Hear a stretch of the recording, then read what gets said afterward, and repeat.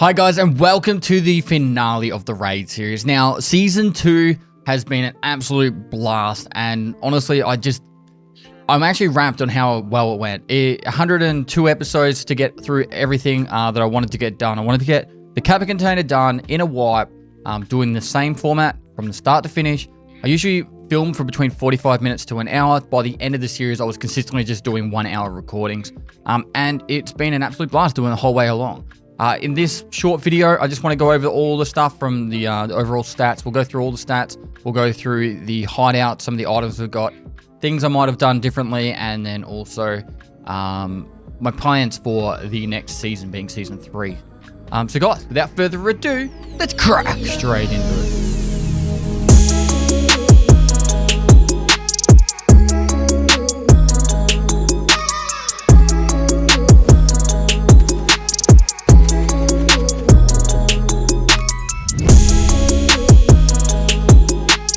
Alright, so with the stash itself, now a lot of people love the idea of what's your overall stash value, and also your survival rate and stuff like that. So let's go over it.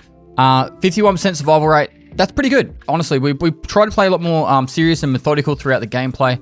Towards the end, I was playing a lot more aggressive on labs, just trying to get that that golden rooster. But 51% over 311 raids to get the Kappa container, I think that's actually really good. And we did it solo, obviously, the whole way through. Don't reflect on these stats and think, oh, yep, this is what you have to play like to be good at this game. Seriously, if you're above 20% survival rate as a solo player, that's really good. Think of it as 20% survival rate means you're surviving 1 in 5 raids. 25% is 1 in 4, and then if you get to 33%, it's 1 in 3.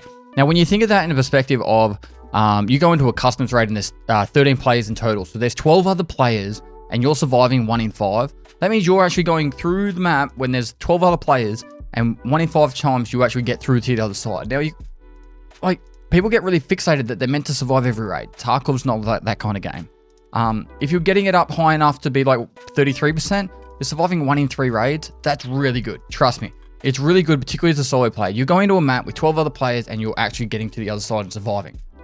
So guys, don't stress too much about your survival rate. It's just a number at the end of the day. Play styles and if you're playing in squads, duos and all that stuff, that's also going to really change that number a lot. So don't get too fixated on that. But overall, 51% survival rate is, in my opinion, really good. Particularly for what we were doing. We were trying to get through our tasks. Some of the tasks are really difficult and are very punishing. So we'll leave it at that. As for kills and kill death ratio, this is the stupidest stat. I've asked BSG so many times to do 2 different stats. Kills for scavs, kills on scavs, and kills on PMCs, which we have down here. We actually have the stats. So we've got PMC kills here, 301. So about 30% of the PMC, 30% of the kills we got were PMCs, and then 657 scav kills. Now, that's all well and good. We've got that ratio, but we don't have the deaths to PMCs and the deaths to scavs. So this kill death ratio is absolutely a pointless stat in my opinion, because of my 147 deaths, we don't know how many of those were to players and how many of those were to scavs.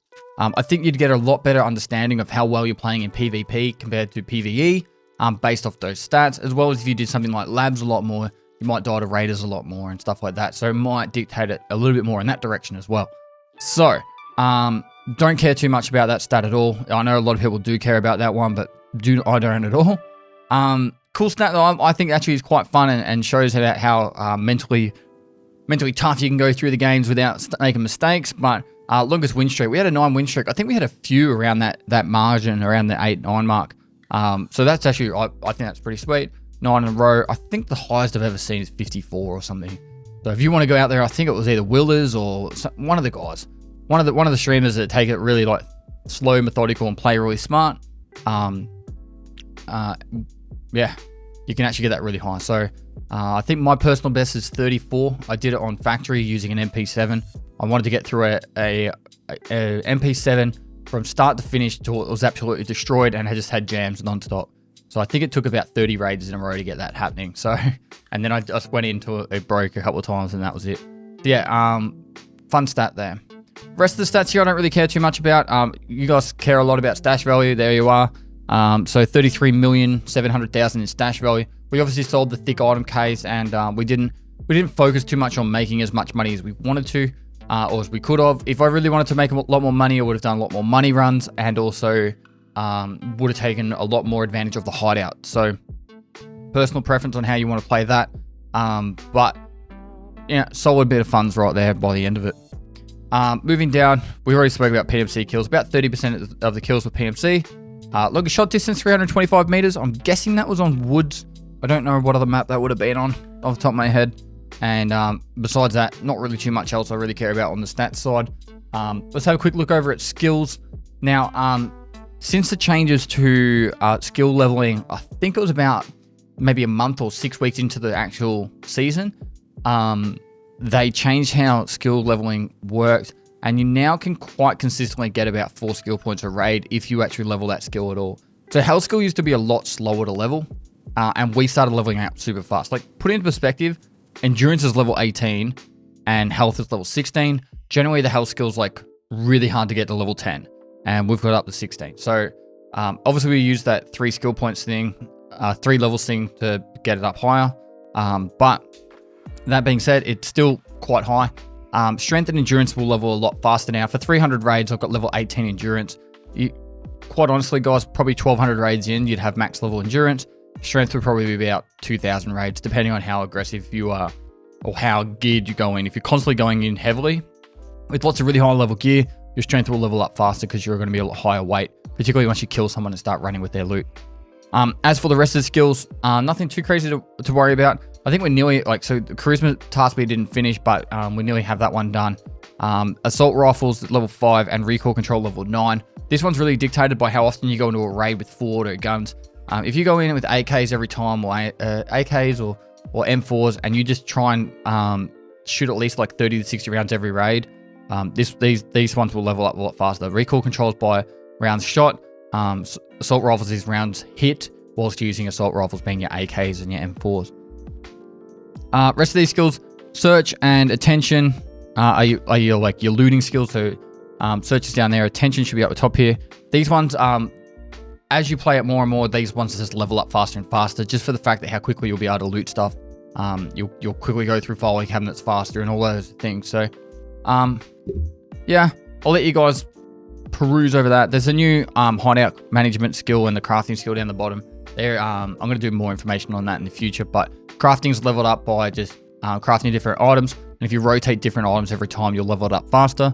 Hideout management, as long as you've got fuel, air filters, all that stuff going, that will just constantly level up. It takes about 60 to 70 days for hideout management to get max level. Crafting, if you're really, really efficient, spending about 16 hours a day being really efficient, I'm pretty sure you can get it done in about 30 days. There you go. The last thing I probably should look at is tasks. We didn't complete all the tasks. Charisma is just about to hit level 10. Regulated materials is the one to get the Ash 12. I got the tank battery. I just didn't get the OFZs. I don't even have this done on my main account. It's not needed for the Captain Container, and I don't care about it that much. It's just one of those ones. Once you do it once, it's done. Stylish one, I didn't farm killer. I don't really want to do it for part of the raid season and that. It's just not going to be enjoyable. Keck tape, and the last of the textiles. This is to unlock another clothing from Ragband, and it's a bit of fun. I would get these done at least once if you ever play Tarkov and you want to get all this stuff done. But personally, I'm not going to do it every wipe if I don't feel like doing it, and particularly during the raid series, it's not really needed. Eliminating Senator. These came in later in the wipe. So if this was at the start of the wipe, I would have done these because it would have just made it so I got more XP and leveled up faster than that. The samples task is actually quite straightforward. If I just went into a labs raid into his the Senator offers across from the green room, and we used that swipe card, looted all the stuff in there and got out, or got a green key card and did the same one in there, we would have this task done, which leads to a following task to go into that room again. And that would be 2 more tasks done. And then eliminating Senator would be the option in this too. This task is not worthwhile. It wants you to hand over a blue and green key card, as well as the stims, and it gives you nothing. It's like, it honestly costs you like 10 million rubles to hand it in, and you get back like 400k. So don't do that. Just kill Senator. All right. As for stash wise, I think we did quite well. We've got a nice collection of ammo and guns and stuff. At this stage of the game, we pretty much can just farm however we want and just keep playing. And we've got access to everything. We've got all our traders unlocked, and we've got a good collection of stuff. So really happy with how it all went on. We actually have a very good collection of keys too. We've got the majority of the reserve keys, interchange keys. We have all the customs keys, shoreline keys, and the only ones we didn't have have much of a push towards was the lab keys, mostly because we didn't go labs. That's pretty much it for all that side of the things. As for the raid series moving on to the future, between now and the next wipe, we're going to do a mini raid series. I don't know what it's going to be called yet, maybe the PvP raid mini series or something like that, which will be like season 2.5. And in this season, it's going to be somewhere between 2 and 4 videos a week. And it's going to be using all the skills that we use in the editing of the raid series. We're going to do that again, but aim towards teaching you guys tactical PvP. So I'll go into raids with the full intention to clear the entire map. I'll commentate as much as I can in the process of clearing the map, but then after I finish the raid, either I die or survive, I'll go back and I'll talk over it again with another audio track and fill in the gaps of what's going on. As well as we can pause it, we can put mini maps up with little mini map moving like animations and arrows talking about options and stuff like that. So if I talk about an option during it, so it's very heavily editing involved, but it hopefully gives you guys a really good understanding of why I do what I do when I'm in combat, and hopefully make it so you guys can actually get that little bit more of advanced tips when it comes to combat, because I feel like the raid series gives you a really good understanding on how to progress through the game itself. But when you're actually chasing down that PvP, it can get quite difficult, particularly me trying to teach you guys in the moment. I need to go back and actually explain thought processes, because I know you would have seen in the raid series, I would have killed someone and not really said a lot during the process. And then after, I would have actually sat down and gone, oh yeah, this, and this happened, and this is why I did this. And it's kind of like not in the process of it. So I think it'd be cool to be able to show you that. I can also reverse stuff back after you see it in live time and then go, all right, this is why this happened and this is how I did this.